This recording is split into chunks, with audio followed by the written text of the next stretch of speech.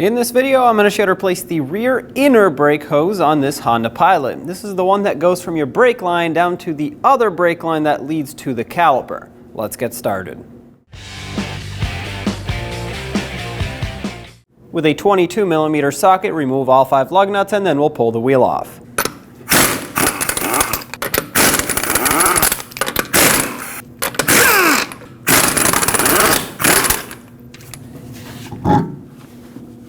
Looking on the back of the trailing arm, now with the wheel off, you can see the brake hose leading down from the brake line on the vehicle side all the way onto the trailing arm. It's wet because I sprayed both ends with rust penetrant, and I recommend that you do the same to help this break free. So what I want to do first is, with a 10mm flare nut wrench and a drain bucket underneath, I'm going to try to break free the fitting that is on this secondary line, so at the end of our inner brake hose. Okay, get that wrench on there. All right, so the threads broke free. Now what we don't want is for it to spin the line with it, and that is amazing. It looks like the fitting is spinning freely independently of the line, which is great because if it spins the line and you twist it too much, it's going to break, and now you need to make a brake line. Having said that, I'm going to finish unthreading this fitting.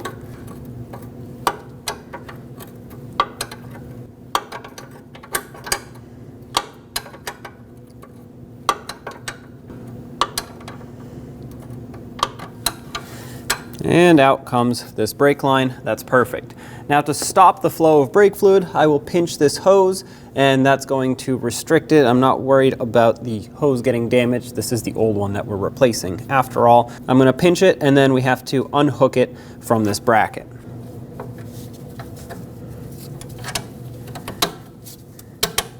There's a retainer right here, a little clip. We have to pop that out, and then the brake hose should come out of its bracket.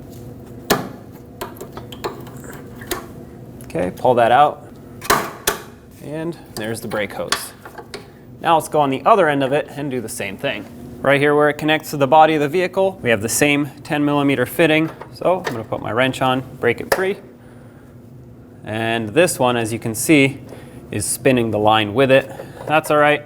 I can try to break this free, but most likely it won't, just because it's rusted inside. So because we have the other end taken apart, I'm going to pop this clip off and just unthread the hose off of the line.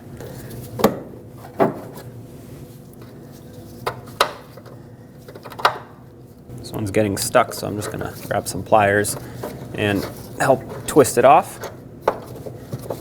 All right, unthread it, and there is our brake hose. Now brake fluid is leaking, so let's move somewhat fast. Get the new brake hose and thread it on to the fitting. These are not directional. It does not matter which end you put where. Both ends are flared the same and they fit the same. All right, so now we have to line this up so that this locks in just like that, and install the locking clip. Tap it in.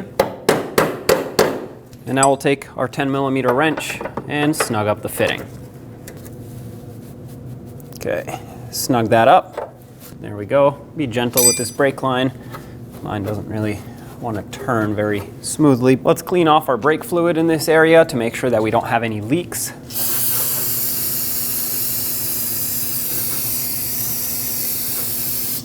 And now grab the brake hose, slide it into the other bracket on the lower side, and we'll reconnect that line. I'm actually going to lock it in first, just because it's going to be easier to attach it, otherwise it's going to want to keep moving around.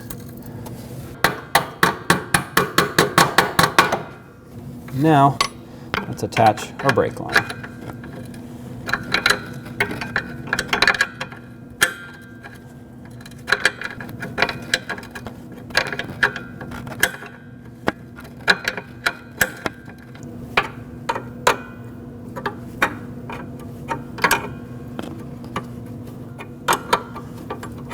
Oh, that bottomed out.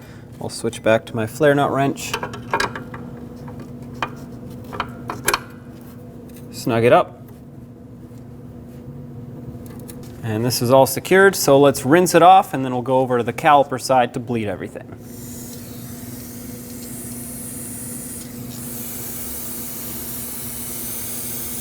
Now over on the brake caliper, take the cap off of the bleeder screw and with a 10mm wrench, loosen it up. Now we'll do what we call a gravity bleed, and that is gravity pulling fluid through the line into the caliper and pushing all the air out of the bleeder screw. This should take care of most, if not all, of the air that's in the system. However, if you need to do a full manual brake bleed, you'll see how to do that at the end of the video, which will definitely get rid of any air that's potentially stuck in there. For now, let's just wait for a clear, steady trickle of fluid. Looks like we got our steady trickle of fluid here, so I'm going to close this off. Going to use some brake parts cleaner to rinse all this down. Once everything is cleaned off and dried up, cap off the bleeder screw again so it doesn't get clogged up. All right, let's get the wheel back on. We'll put on all 5 lug nuts, bottom them out in a cross pattern, and then also in a cross pattern, we'll torque them to 94 foot-pounds.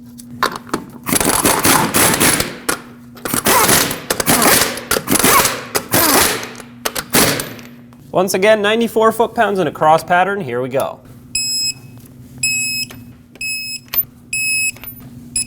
Double check them. Pump up the brake pedal, top off the master cylinder, and take it for a road test.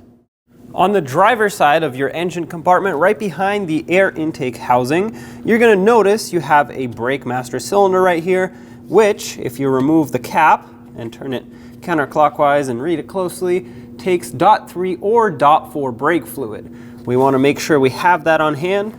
I'm going to set the cap aside. Now, if this wasn't a brand new master cylinder and did not have brand new brake fluid in it, what I would do is with the cap off, I would remove this little screen in here, and then with a fluid transfer pump or a vacuum pump of some sort that can remove fluid, I would remove as much of the old brake fluid as I can. Once again, this is brand new fluid that I just put in here, so I'm not going to take it out, and we'll assume that the brake fluid has already been removed. At that point, we would want to top it off. Careful when you do this so you don't spill, and we'll fill it up all the way to the max line, which it is full. Right now you can see the max line on the side of the reservoir right here, and I'm going to cap it back off. The bleeding sequence on this vehicle is starting at the left front, that's the driver's side front caliper, then you move over to the right front, then you top off the master cylinder to make sure it's full, then you move straight back to the right rear caliper, and then over to the left rear to finish it off. At that point, you'd top off the master cylinder again. Okay, I have an assistant in the vehicle ready to help me pump the brakes and bleed the brakes. I also have this collection receptacle with a hose on it so I can connect it to my bleeder screw. We are at the left front caliper. This is the first one we're going to start with, as I mentioned. So let's remove the bleeder screw cap, and we'll have a 10mm wrench ready to open up the bleeder screw. Go ahead and pump the brakes, please. All right, they're holding pressure, so I'm going to connect this. I'm going to open it up. All right, it hit the floor, so I'm going to close this off. Go ahead and pump again, and we're going to repeat this until we have no air bubbles and clean fluid coming out of the bleeder screw. Okay, go again.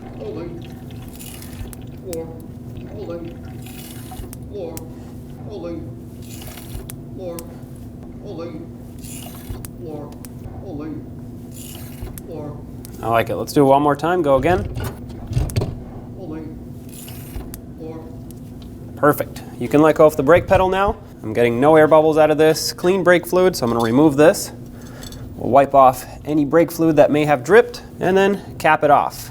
Next, we'll move over to the right front and do the same exact thing. And then, of course, top off the master cylinder, and then we'll move to the right rear. Remove the cap off the master cylinder, top it off, and cap it back off.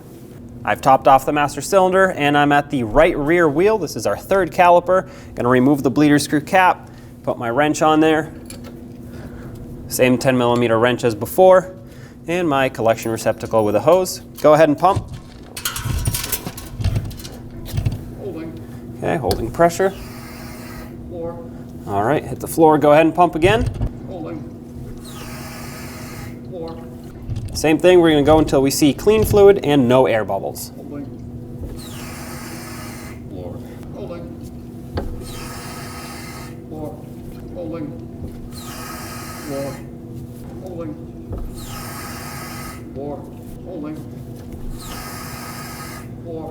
Okay, you can let go of the brake pedal. This fluid is definitely lighter in color now, so I'm going to remove my collection receptacle and my wrench. I'm going to use some brake parts cleaner to rinse this off. With it dried up, cap it off, and let's do the last caliper, that being the left rear. Now let's top off the master cylinder one last time, take the cap off, fill it, and then cap it back off. And if you think you need to bleed more, go again in the same sequence until you're happy with the brake pedal feel and there's no air bubbles coming out of the bleeder screws. When only the best will do, demand TRQ. The only company that lets you view before you do. TRQ is committed to offering the highest quality aftermarket auto parts that are engineered for peace of mind. Thanks for using and viewing with TRQ.